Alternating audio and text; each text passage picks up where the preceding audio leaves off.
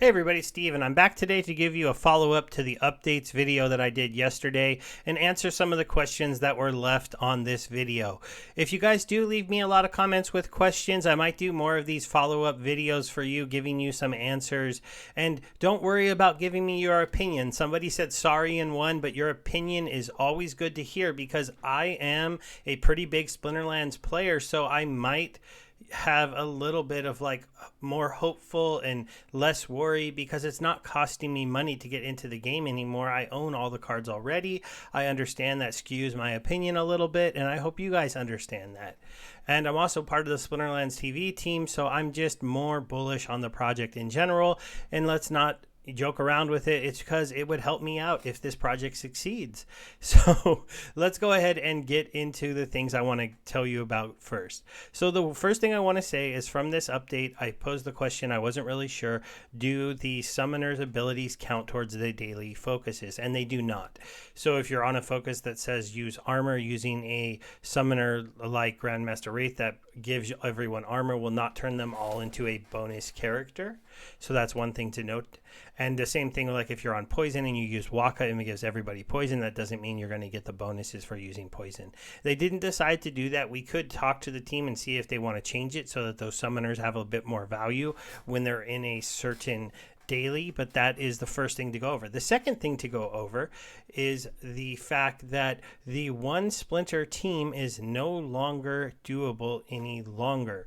So I had been using my main account that has the maxed out cards on all 8 teams to allow my alt account, the Steve Speaks account that I run the rental golem account on, to go ahead and play. And what I was doing was I was delegating one team to them, the team that was best for the focus, or in the past the Splinter that they were just on, and then trying to play the game. Now, when I was doing this before, I could do it, play the game, get the cards back. They'd only be dead for one day, send the next cards over to them. And if I timed it out right with the 24-hour periods, I was really having almost no cooldown on those cards for my main account. They would just have to live without them for a few hours while they were over here questing on this account.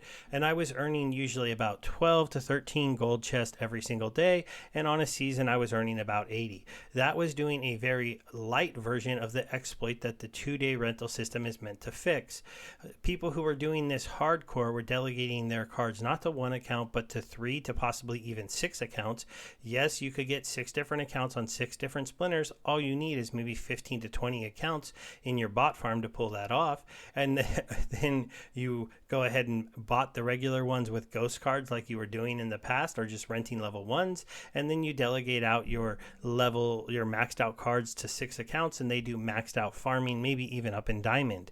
I was only going to gold to just make it very easy to play these games, very easy to win, and then but very easy. I had a maxed out team. I could have been playing up in diamond, or even if I farm my way there, to champion.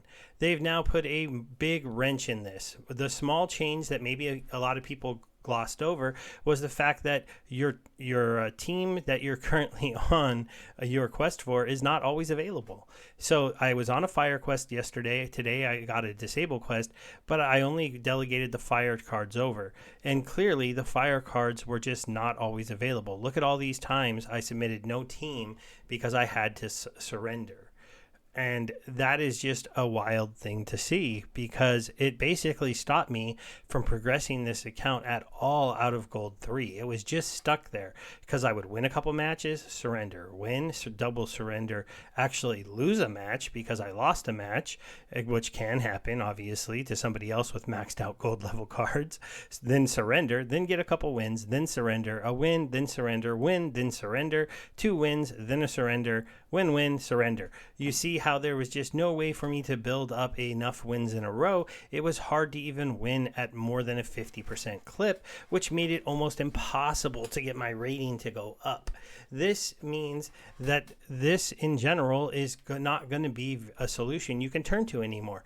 You could do it and you could earn a couple chests, but not as much as before, and it's not going to be very fun. You're going to be very frustrated when that one team you rented cards for or that one team you delegated isn't there and you have have to surrender, or you could throw up a team of level 1 ghost cards just so that you don't get 3 surrenders in a row that bans you from playing for a little while, which I had to go ahead and do a couple times and get laughed at when I got stomped on by level 5 and 6 cards up here in gold.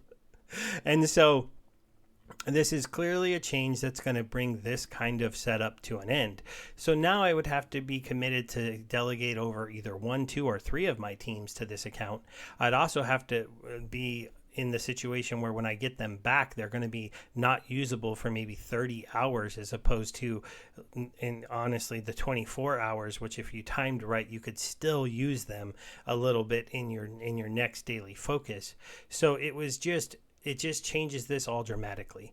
And while it's going to stop me from doing this because it's just not worth my time anymore to try to time this out, and it hurts my main account too much, I imagine even if you're somebody who is just enjoying the simple thing of, say, renting a high-level summoner and a couple high-level cards to try to earn a lot of chests on your certain life splinter that you were on, or your certain focus splinter you were on, well, you can't do that anymore. That's not going to be something that works out anymore. I can tell this because I pulled a couple of the comments, and I'll just go over these with you here.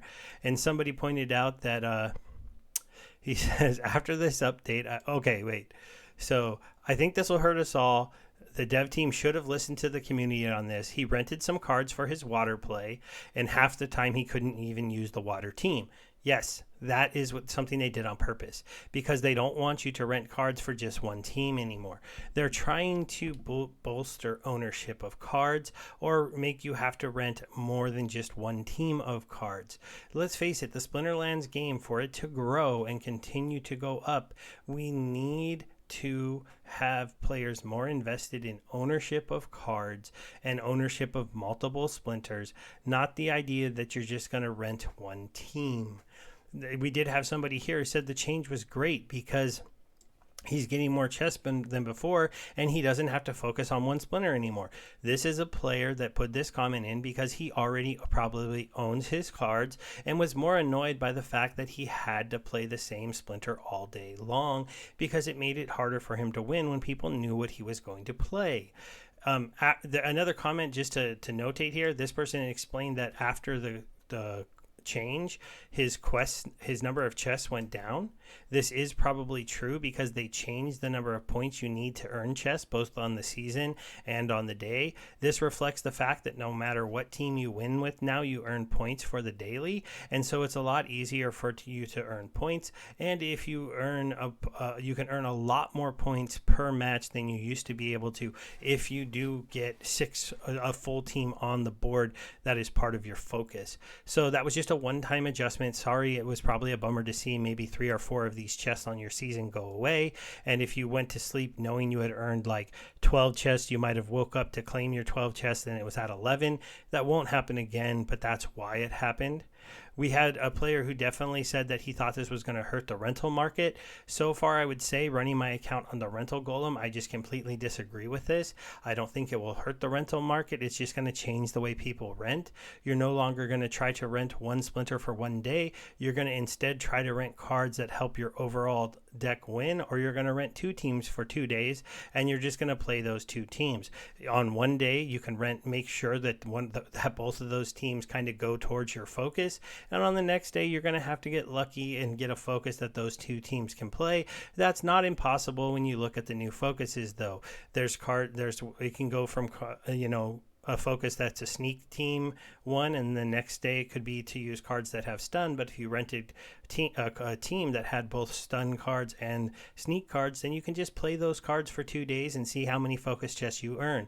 Again, as long as you're winning matches, you're going to earn daily quests. Even if you're not really focusing on your daily focus, you're just not going to get to those big numbers unless you really do focus in on that focus.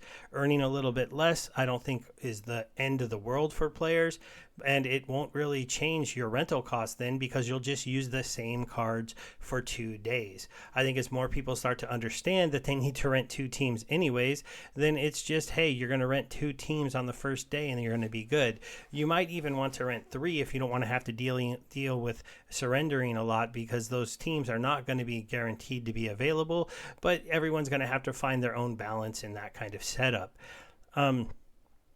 That's really an answer to this last one here, which is why he wanted to know why they changed it from 1 day to 2 days. And it's really just to stop an exploit that was going on with people renting cards for just 1 day, earning a lot of rewards in one splinter, or they were another one that was being used more by bots was taking one set of cards, playing them on a bot till the ECR was very low, and then delegating them over to another account, playing till the ECR was very low, and only having a 1 day timer in between.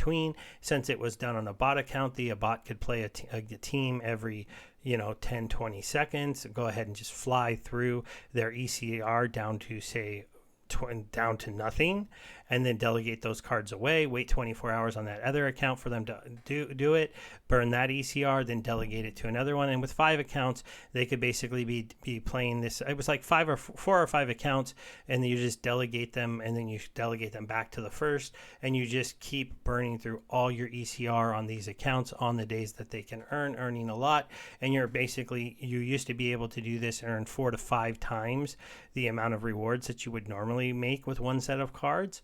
Well, now with the 2-day rentals, when they do this, there's 2 days in between. It messes up. And with the ECR change, if they try to do this and burn through all of their ECR, they get to play way less matches, which means they get way less rewards, and it takes them longer so they can do it less. So they went from like getting a 5x if they were using this to possibly not even getting more cards than if they just played one account. And that's really what the change was designed to do. The other thing to briefly talk about is I want to share a little bit of an update about the LP positions. We did talk a little bit about the fact that they were putting in these LP positions in the update video yesterday, and so far it seems that the community has taken this as a good thing, as we've seen DEC get back up to over the 5, half peg. So it was down a little bit lower than that. We saw SPS shoot up to over the 5 cent mark, where it was in the 4 cent mark. You also saw vouchers go from down in the 30 cent mark down up here into the 50 cent mark. And Chaos Legion packs even spiked up a little bit. They were over $2. They're now just under, but they were at $1.80 before. I think overall, when you see that the Chaos packs, the SPS, the DEC, and vouchers have all kind of trended up since these changes went into effect, that the overall stuff is working out pretty well. I also want to share, and I'm going to have a link to this in the video, a spreadsheet that was made by Neil McFadden. He is one of the Splinterlands true whales, the actual largest single player outside of the core developers of Matt and Aggie to have a very, very large collection. And he went ahead and pulled and did all the math to show you how much of an APR is being paid out on the liquidity tokens for the Splinterlands LP pools. And as you can see, there are some crazy APRs. Let me just zoom in a little more. So the highest APR is over 1,000% still for the SPS Hive liquidity pool. Now the SPS Hive liquidity pool is already at $1 million, and it's still paying a crazy percentage. So that's pretty wild. But the reason why is because almost all of this liquidity is Splinterlands liquidity. So players with liquidity only has about $77,000 in there. So when you put $1,000 into this pool, you're owning $1,000 over $78,000, which means you're getting that percentage share of the rewards that are going out to this pool. He broke this all down into dollar amounts, and these things are adjusting as he updates the sheet. I don't know how often he's updating the sheet, but it will change from time to time. Thanks to Neil for doing this for us. But as you can see, people are one of the reasons the tokens are probably going up in price is because you can buy SPS and pair it with ETH for 129% return, with BNB for a 75% return, for Hive for this crazy return. Of course, Hive is probably the most volatile asset out of those top 3 tokens. SPS and DEC can be paired up and put into pools, and you earn both SPS and DEC. But because this pool has the biggest amount of customer funds and the littlest amount of Splinterlands funds, it's only a 45% APR. Of course, SPS and DEC will probably move up and down together, so it's probably the best pool for the least amount of impermanent loss. The Voucher Hive pool was paying out over 1,000%, but a lot of liquidity flew into this. I think a lot of people with a voucher said, oh, wow, why don't I go put my vouchers in the liquidity pool? I know I took a stack of mine and put them into there. And as I earn more vouchers, I'll probably slowly keep putting them into this pool, because until there's something to use them on, I might as well put them in the liquidity pool. Yes, I can get some in permanent loss and lose a little bit of vouchers. So I'll always save a stack liquid ready to go of 1,000 for me. That's my number. And hopefully that's enough for if anything pops up that I need to get into. You can see the DEC pools are at lower percentages, but these aren't bad at all for, the pools. This is either the DEC DAI pool, the DEC BUSD, and the DEC Hive. Obviously, all the Hive pools are the easiest to get into. You can just go to the tribal decks and go into the pools.